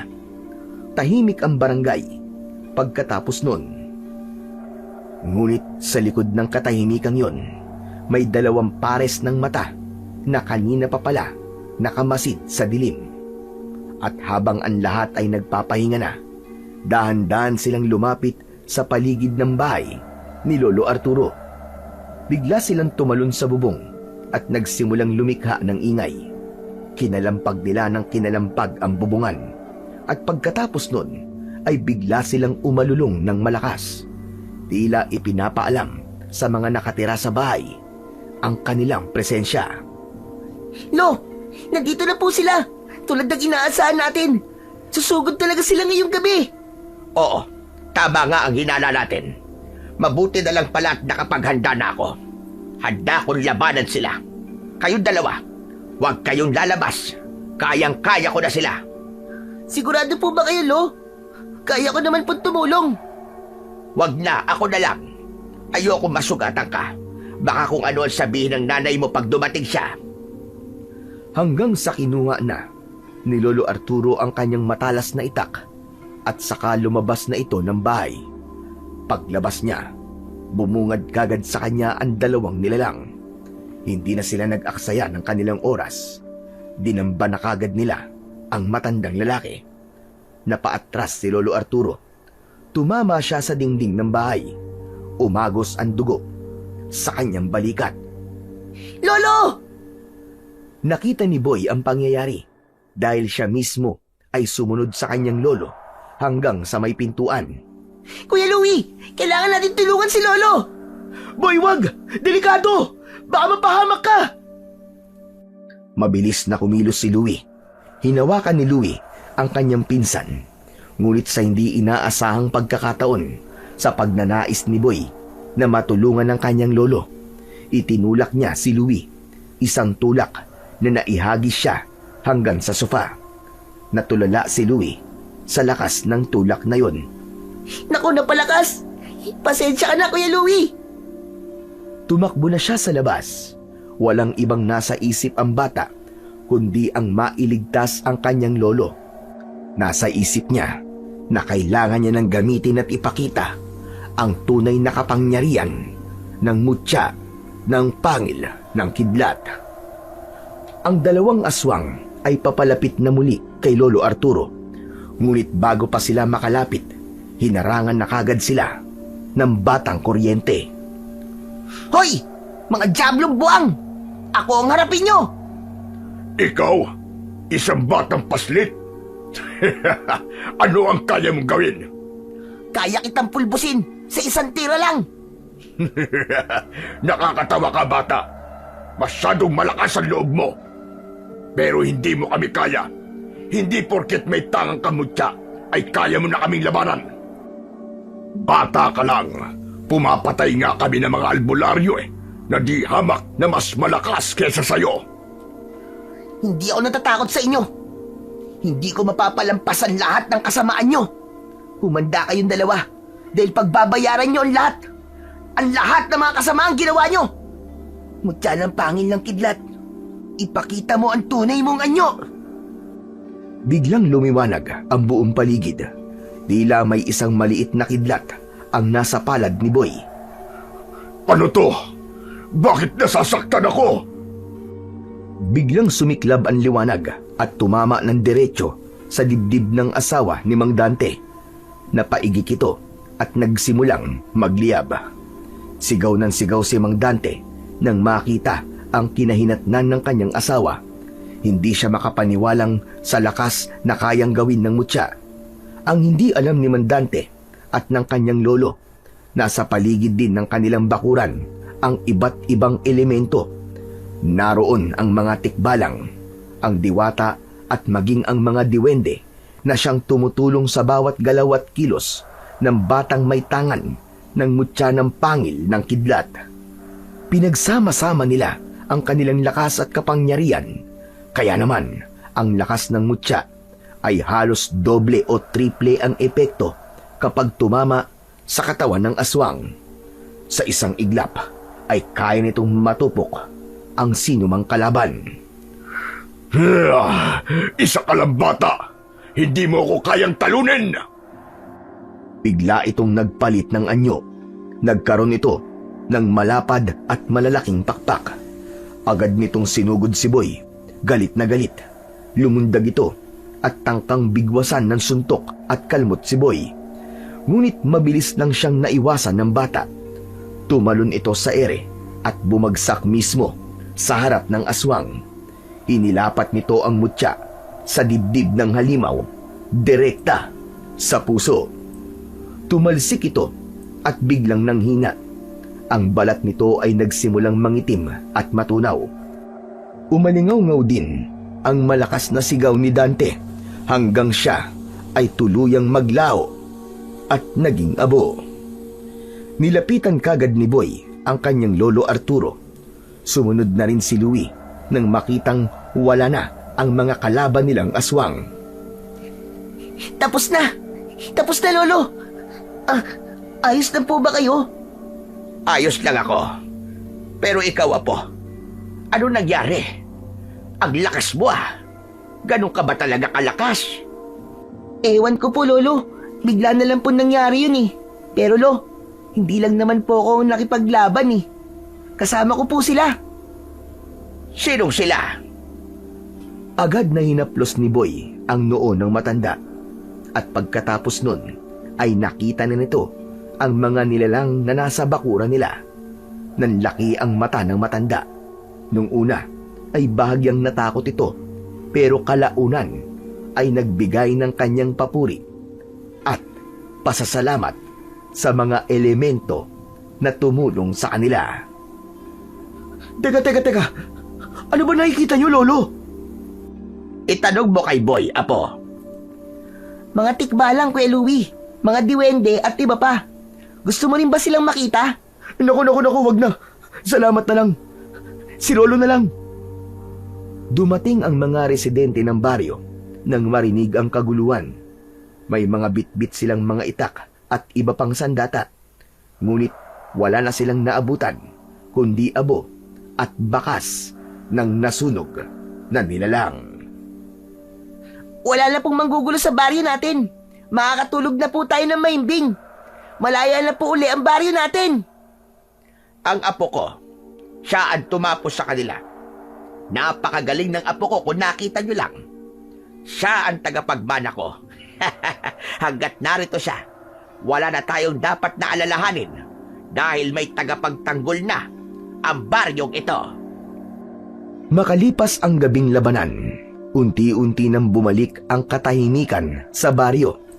Ang mga tao, bagamat may takot pa sa mga nangyari, ay labis ang pasasalamat na nakaligtas sila mula sa kapahamakan. Sa tulong ng kabayanihan ni Boy at ng kaalaman ni Lolo Arturo, ay napuksa ang mga aswang. na nais magkalat ng lagim sa kanilang baryo. Samantala, ang takot na dulot ng mga aswang ay napalitan ng pagkakaisa.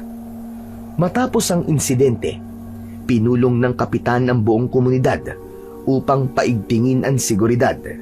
Binuo ang isang grupo ng mga tanod na siyang magbabantay sa baryo, araw man o gabi. Sinanay sila ni Lolo Arturo sa mga senyales patungkol sa mga aswang upang hindi na sila muling masalasihan ng mga nilalang ng dilim. At sa tuwing sasapit ang dilim, habang ang buong baryo ay tahimik na nagpapahinga, isang batang lalaki ang palihim na nagpapaikot-ikot sa paligid. Suot ang kanyang mutya. Matapang niyang binabantayan ang lahat. Ngayon na ang simula ng tungkulin ko sa baryong ito. Hanggat kaya ko, hindi ko kayo pababayaan. Pangako yan. Habang hawak ang kanyang mutya na nakasabit sa kanyang leg, marahan itong kumikislap. Parang sinasagot ang kanyang panata. Sa kislap na yon, muli niyang naramdaman ang lakas at ang koneksyon sa kapangyarihang ngayon ay nasa kanyang mga kamay. Apo, oras na ng pahinga. Sandali na lang po, Lo. Gusto ko lang pong tiyaking ligtasan lahat. Lumapit si Lolo Arturo at tinapik siya sa balikat. Ginagawa mo ang higit pa sa hinihingi ng mutya, Apo. Baka naman mapagod ka niyan. Saka kahit ngayong gabi lang, magpahinga ka na muna, Apo. Bukas darating ng mama mo. Kailangan pogi ka para hindi niya sabihin na pinapabayaan kita. Bakit, Lo? Pogi naman po ako ah. Siyempre, no? Mana ka sa akin eh. Pero boy, tama si Lolo, magpahinga ka na. Sige na, kami na lang muna ni Lolo magbabantay. Talaga po? Salamat po, Kuya Louie. Sumang-ayon na si Boy. Pumasok na siya sa kanyang silid at natulog. Sa pagkakataong yun, alam niyang mahaba pa ang kanyang lalakbayin. Marami pa siyang panganib na maaaring harapin. Pero mula sa araw na yon, nangako siya sa sarili niya na hindi siya bibitiw sa kanyang tungkulin. At mula nga sa araw ding yon, ang kanyang pangalan ay hindi na lang din basta pangalan. Siya ay kinilalang bayani at bagong tagapangalaga sa baryo. Siya si Boy Kidlat, ang batang binigyan ng mutya ng pangil ng kidlat.